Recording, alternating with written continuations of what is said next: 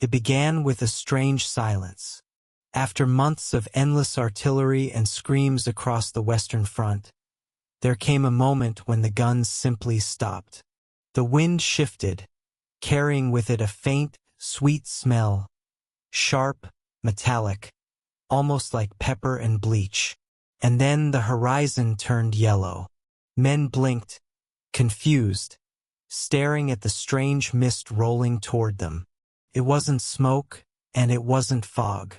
It was something alive, something crawling low to the ground, twisting and shimmering in the evening light. They didn't yet know it, but humanity was witnessing the birth of a new kind of horror. This was April 22nd, 1915, near the quiet Belgian town of Ypres. It was the day when war changed forever, the day the sky turned yellow. The Great War had entered its second year. The early dreams of quick victory were long gone. From the North Sea to the Swiss Alps, both sides were locked in a line of trenches that devoured men but yielded no ground. Every attack ended the same way: thousands dead, meters gained, then lost again. Generals searched desperately for a breakthrough, a way to break the deadlock that had turned Europe into a slaughterhouse. In Germany, that search led scientists and soldiers down a dark path. They looked not to bullets or shells, but to chemistry. The idea did not come from soldiers, but from scientists.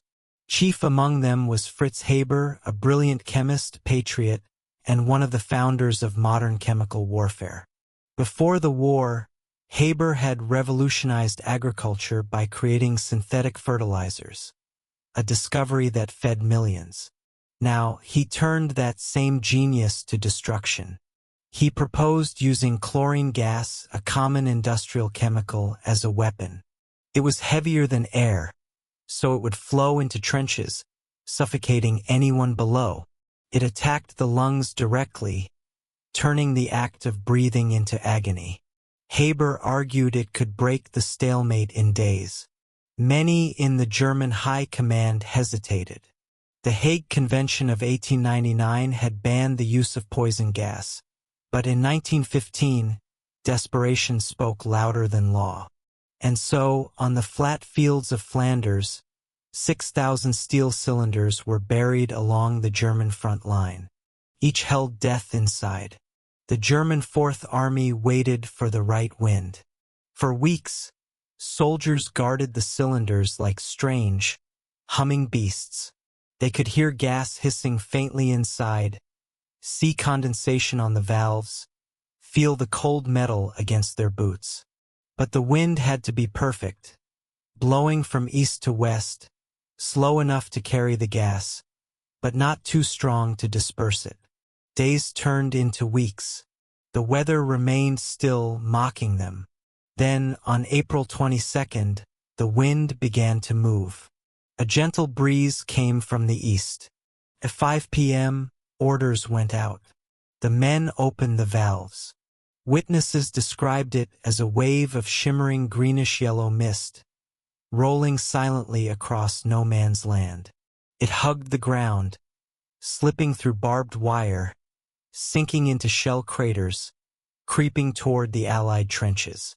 The first to see it were French colonial troops, Algerians and Moroccans of the 45th and 78th Divisions. They had no masks, no warning, no understanding of what was coming. At first they thought it was smoke from a new kind of bombardment. Then came the smell, sharp and metallic, burning their throats. Moments later the coughing began, then choking, then panic. Men clutched their throats, gasping for air that wasn't there. Their eyes burned, their lungs filled with fluid. Those who ran collapsed within minutes, their hands clawing at their necks. The cloud rolled over them, leaving bodies in twisted heaps, mouths open, eyes wide, faces yellow-green and still. Within 10 minutes, an entire section of the Allied line, over 6,000 men, was gone. When the survivors stumbled back toward Ypres, what they carried was worse than the dead. it was fear. Word spread through the trenches like wildfire. The Germans are using poison gas. Units broke and fled. In some places, the front simply ceased to exist. A gap opened nearly 7 kilometers wide in the Allied line. It was the greatest opportunity Germany had seen since the war began. But they hesitated. The German infantry, too, were terrified of the gas. They had no masks, only rags soaked in urine to protect themselves. By the time they advanced, the window had closed. Chlorine gas did not kill like a bullet.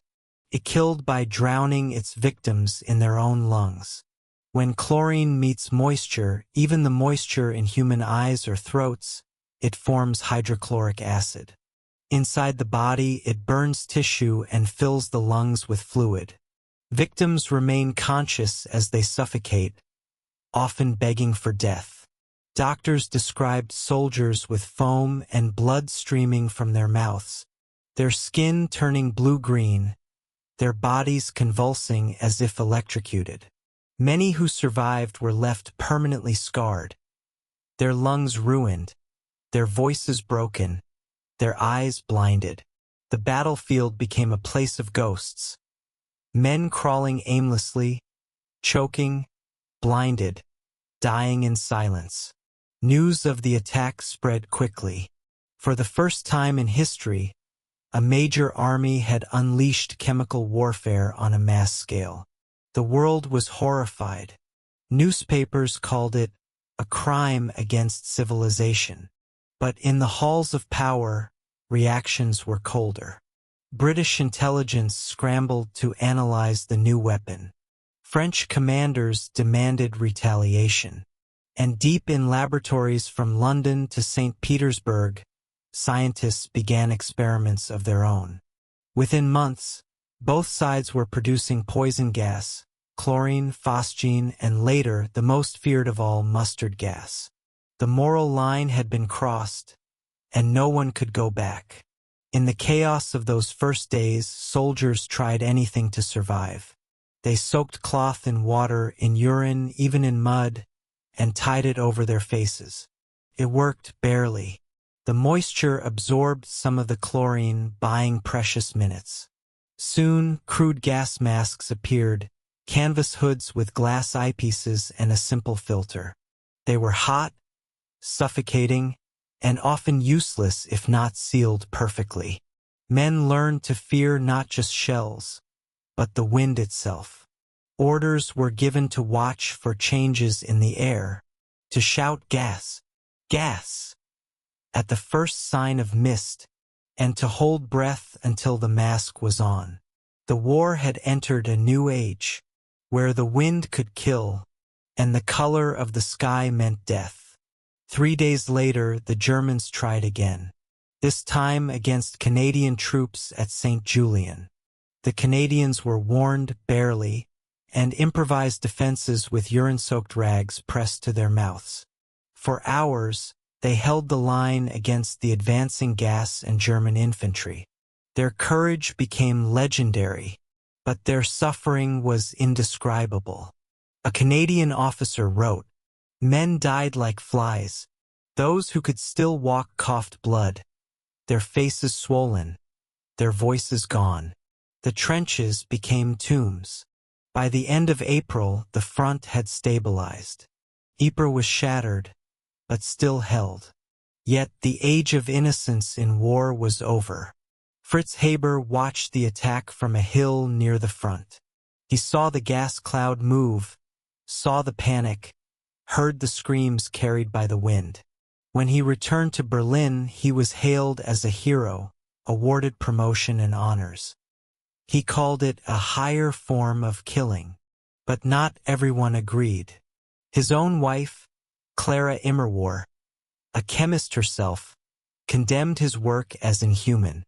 Days after the attack, she took his service revolver and shot herself in their garden. Her death became a silent symbol that even in victory, something irreparable had been lost. Once the line had been crossed, the race began. Britain formed the Special Brigade, tasked with developing and deploying their own chemical weapons. France followed. Factories were converted to produce chlorine, phosgene, and mustard gas by the ton. By 1916, gas shells replaced cylinders, making attacks faster and deadlier. The battlefield became a laboratory, scientists experimenting with death in real time. Soldiers learned to live with gas as a constant presence. They wore masks slung around their necks even while sleeping. They dug trenches with one eye always on the wind. Gas changed the psychology of war. It wasn't just the deaths, it was the waiting, the dread of seeing that faint yellow mist forming on the horizon, the scramble to get masks on before the lungs caught fire. Even when no gas came, men imagined it. A shift in wind, a strange smell, and panic would ripple through the trenches. Sometimes entire units would retreat from imaginary clouds. Gas made the battlefield itself feel alive, unpredictable, invisible, cruel, turned nature into the enemy. Despite its terror, gas was not the war-winning weapon many imagined. Once masks improved, its power diminished. It could wound and terrorize, but rarely conquer. In the end, artillery and machine guns killed far more. Yet gas lingered in the mind like no other weapon. It represented the moment when modern science and human cruelty merged completely. One British officer wrote after the war, "The machine gun was brutal, the shell merciless, but gas was treachery itself." The first gas attack at Ypres killed around 5,000 men outright and wounded 10,000 more. But its true impact was psychological, a shattering of trust in what war could be. In the months that followed, hospitals overflowed with men who couldn't breathe, their lungs destroyed, their nerves shattered. Many lived for years coughing, gasping, haunted by nightmares of yellow clouds and burning air. Even decades later, survivors could be recognized by their rasping breath, the mark of chlorine on their lungs. The attack at Ypres violated every moral and legal code of warfare. But no nation remained innocent for long. By 1917, every major army used gas. By 1918, over 1 million casualties were caused by chemical weapons. The world had crossed a threshold it could never uncross. And when the war ended, the victors swore never again. The Geneva Protocol of 1925 banned the use of poison gas forever. But the knowledge remained, silent, waiting in laboratories and stockpiles, a shadow over every war that followed. In the fields around Ypres, the grass grows again. Farmers still plow up rusted cylinders. Silent, corroded, deadly even a century later.